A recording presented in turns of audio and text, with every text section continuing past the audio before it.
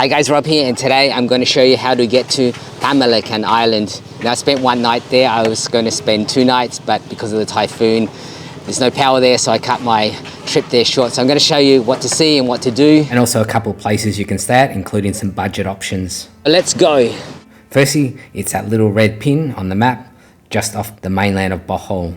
The boat leaves from Panglao Pier or port, and it takes about 1 hour. Take a boat from here, Alona Beach, it's going to cost you around $3.5. And if you take it from Panglao, it's around $1.5 for a special trip, or you can catch one of the public boats, but you'll have to wait for passengers. It's around 50 peso per person, but you may have to wait around possibly hours until it fills up.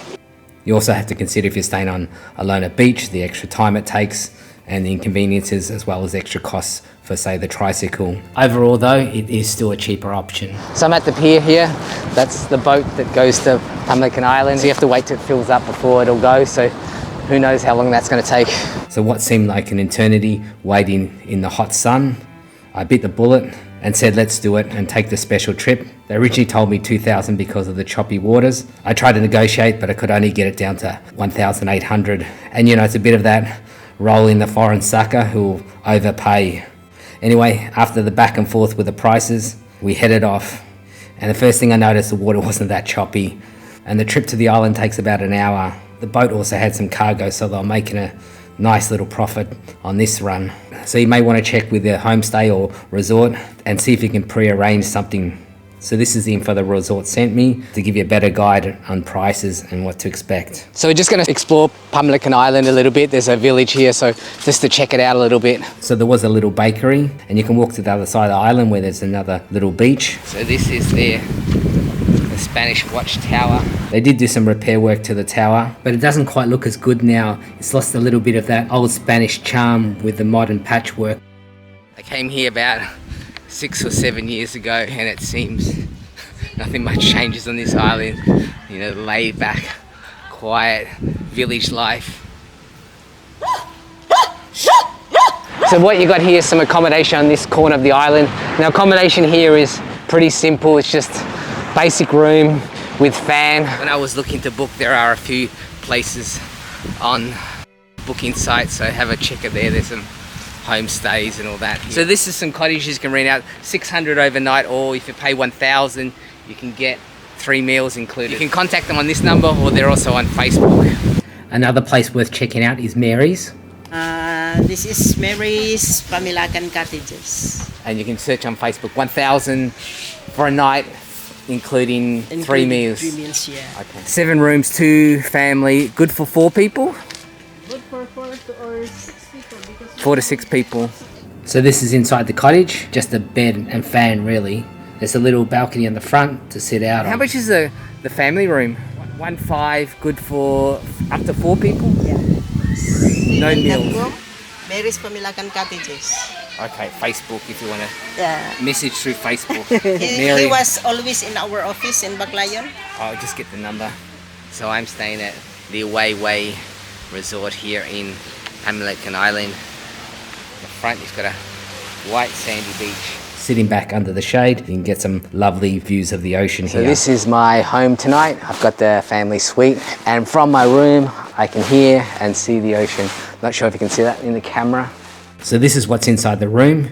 It's spacious, but minimalistic and rustic. That mosquito net you will need, particularly when there's a bit of rain around. In the shower there's a bucket and pail in case there's no water pressure, and that's what I actually had to use. Hopefully you're okay with cold water. This is a deluxe cottage, good for 2 people. The features of the room are fairly much the same. It's just a little bit smaller. It comes with a little balcony with a view of the ocean. Again, it had a simple bathroom. The other deluxe came with 1 bed. And again, this had a little balcony with sea view. This is their garden cottage, a little bit smaller in size, and just the basics.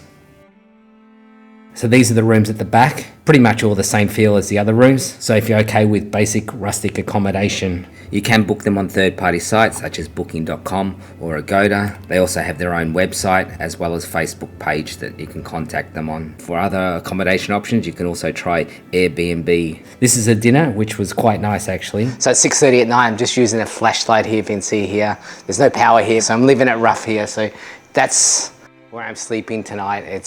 there are some mosquitoes around. I have to leave the door open because it's just too hot. There's no fan, obviously, without the electricity. But on normal occasions, they'll have a fan. They actually have a small generator here which they use for the refrigerator to keep things cool. It's no Shangri-La here. I have to say it wasn't one of my best sleeps without the fan. It was fairly hot and uncomfortable, tossing and turning all night. Kind of made me glad that I didn't stay 2 nights. Once they get the electricity back, things should be okay. Out here, you've got firstly this area which is where you can see turtles. Turtles, yeah. So lots of turtles there, and to go out there you need to guide for 200 peso plus a 50 peso conservation fee. And then there's a garden, coral garden. There's a coral garden out there. Again, you need a guide. Yes. At the moment, after the typhoon, some of the sand's gone over the, so things could change here. Very, not very picturesque like before. Not as nice as... We need to do a lot of work. And then here... Over here... is the marine, we call the marine sanctuary. There's another marine sanctuary there, so I'm going to check out that. Which is really the fish breeding area. A fish breeding area over here. And if you are lucky, you will still see a giant clam alive. Oh wow, so you can see giant clams alive over there. Yeah. So maybe we can check. And you can do that by snorkeling? Yes, by snorkeling. Okay. Yeah. You're allowed to snorkel there, but no oxygen mask because it destroys the... Okay. Yeah. But it's really this big. And it's amazing to see. This big? Yeah. I'll try and do that. Yeah, Can I do that big? Yeah. It's amazing to see the alive, you know, huh? For sure. Other things to do on the island is to visit the village. Yeah, the village. Village is another thing to do, which I'm going to do shortly. Yeah. And there's some more water activities over there. There's the island is how do you call it? It's like a cake being sliced by the action of the waves. The waves and the waves. Yeah. So we have 2 moats. So there's 2 moats over there. It's like a cake apparently. We'll see it and it'll make sense probably then when I actually see it with my own eyes and film it. So all right, we'll do that later. Yeah. And then we have a small island here. There's another island over here. On high tide, it's good for snorkeling because you can see really shells and what have you. I mean crawlies, I will call them crawlies. Crawlies. Yeah. And then low tide, you can actually gather small shrimp and mussels and what have you, and these are all edible. And they could cook them up and have them for dinner. Yes. And all right, we'll see when this. So the story of the turtles. Yeah. So 4 years ago, we have a Norwegian gentleman who's married to a local woman here, and he's really into conservation. Yeah. So he noticed that there are people here are eating turtle eggs. So they gathered the turtle's egg and it became a staple. So he thought they should conserve this. You know, in other countries they have to be conserved. Yeah. So what he did, he bought the turtle eggs and hatched it in front of his house. You will see the house later. He's no longer here. He's no longer here. After a hearty breakfast, it was off snorkeling. So this is the boat we took. First we went looking for the turtles.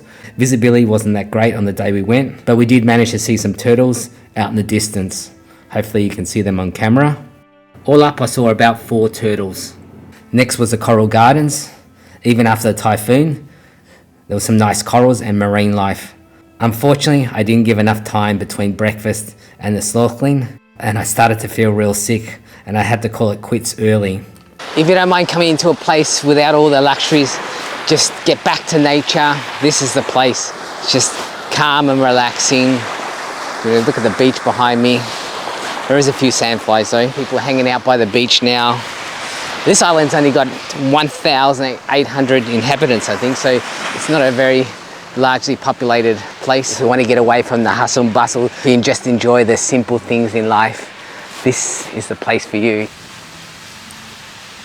Walking along the beach here. It is the windy side here, so there is a bit of flotsam and jetsam on the beach. But overall, it's got some nice colours in the water. Probably not the best beach I've been to, but it's not bad. For me, probably a couple nights is the maximum I would need here. I'd kind of probably get bored. I think it's one of those places, if you're definitely a writer, you could stay in one of these cottages for 6 months and write your next bestseller. One other thing that's popular here is the dolphin watching early in the morning. So because my trip was cut short, I am planning to go back when the place has electricity. So stay tuned for that in the near future. If you want to check out some of my other videos I've done on some other amazing places in the Philippines, click on one of the videos on screen now. You can check out Elvira's Facebook page with the project she's doing to help people around the island. Until then, keep safe out there, and I'll catch you next time. Cheers.